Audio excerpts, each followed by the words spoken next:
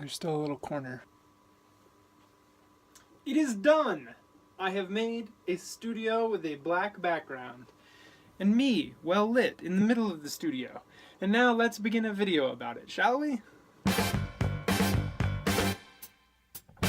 We the best.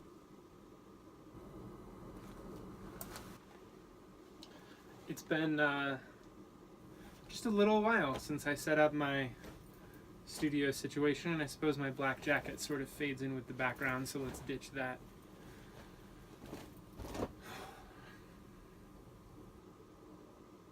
I haven't made a video in a little while. It's been about a week. Sorry, I'm just noticing crumbs on the floor and picking them up.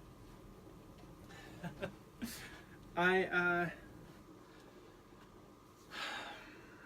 am overwhelmed with decisions about what sort of videos I should be making, what videos I could be making, what things are worth talking about, and what things from my life are worth sharing. I don't really know what I want to make. And so I just haven't made anything, which is, of course, not a great solution to the problem, because it certainly doesn't help you decide on what to make. So I'm going to begin making things again, even though I don't have an answer to the question that I just shared with you. And we'll see where it goes. This video is really just an excuse for me to test out the new lighting and background situation. I like it. It looks nice. I have like a studio vibe that is just me and a dark background and me talking and you looking at me, and this is fairly okay, I guess. Yeah. It's about 10 p.m. It's a Thursday. I skipped doing anything today in favor of sitting inside, watching YouTubers talk about stuff that I think is fascinating, and then rebooting my video blogging routine and also my daily writing routine. I figured I should spend some time working on those things. And so in typical Steve fashion, I'm just going to dedicate a full day to it with no other distractions or activities. I'm just going to sit here on my computer for 20 hours and work through things until things are worked through.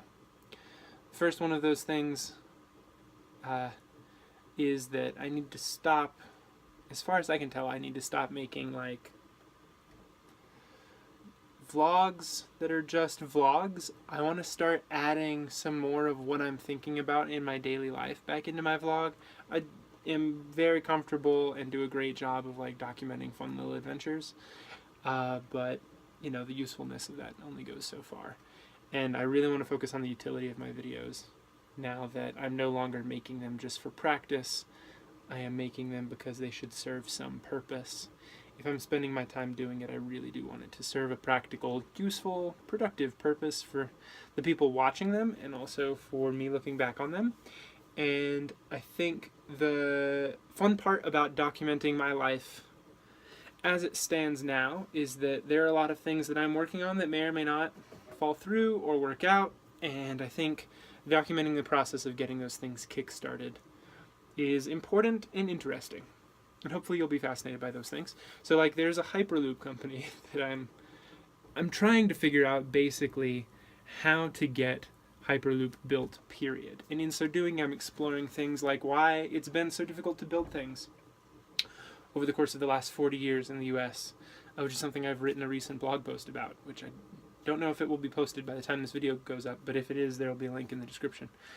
And then I've been thinking about things like fundraising and doing startups in like middle America, cities like Colorado Springs, which are, you know, in the top 100 cities from an economic standpoint in the US, but are in the they're not world cities, so to speak. They're not like important. They're not standalone. They're sort of like, they depend very much on a single economy or a local boom for their relevance, and it turns out that doesn't work very well long term. There are a lot of cities in the US that are just dying because the industry they depended on is gone. There are a lot of cities that are booming because they have a new industry that they depend on. And it turns out it's not a great idea for a city to depend on a single industry. Some cities have secured themselves a spot in sort of the global consciousness for being valuable in different ways. And I think that is something I think about a lot. How is that intentional? Is that something that happens as a byproduct of overlaps of other things? Or does it have to do with how the city coordinates amongst itself and how city government and the citizens work together to build something on purpose? Or are cities a thing that we do on purpose, or are they an accident? That's what I'm really curious about. And the same thing with building cool things, with doing important, innovative work. Is that something that just happens to work out for some percentage of people that are in the right place at the right time, or can it be done on purpose? That's a question I'm very curious about. And I don't think the people who've done it are in a place to answer that question, because I think they're blind to their own privileges, you know? I mean, when things do work out and you are the beneficiary of luck, you can't know how it would have gone otherwise, and so you just assume the only analysis you can make of that is that it worked out because you worked hard.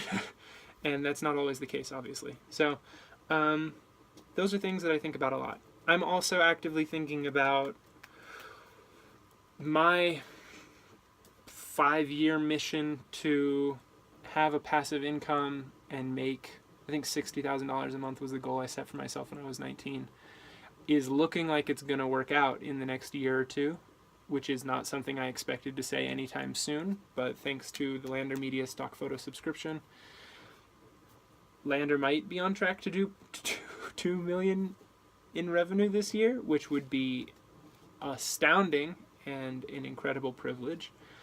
And I've stopped documenting my life and my business ventures almost completely since January, other than just like little adventure vlogs.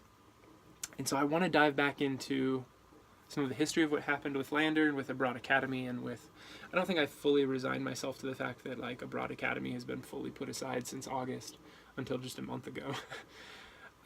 So I'd really like to talk about some of those things in a structured, useful style in videos. So hopefully the studio setup will let me do that. But I also just wanted to let you know that that's sort of the things I'm focusing on. That's why vlogs have been hit or miss lately, is because I don't know exactly what the purpose for them looks like concretely right now, and I'm trying to figure that out. I'm avoiding figuring that out, I think, is a better way to put it. Yeah. So anyway, the studio is set up now. My phone, as of later tonight, will be cleared off. Old videos will be queued and will post on a daily basis. I will update V to 2.0. The developers of V, the camera app that I make, have released a beta for 2.0 that does all sorts of cool new things, with the exception of I would really like some color correcting features and audio normalization, but I'm sure they'll get there. They have made incredible progress over the last year for what V does and how useful it is, and camera technology on iPhones and Android phones just keeps getting better. So I'm sure that they have a good thing, and anything I can do to help them out there, I am happy to do.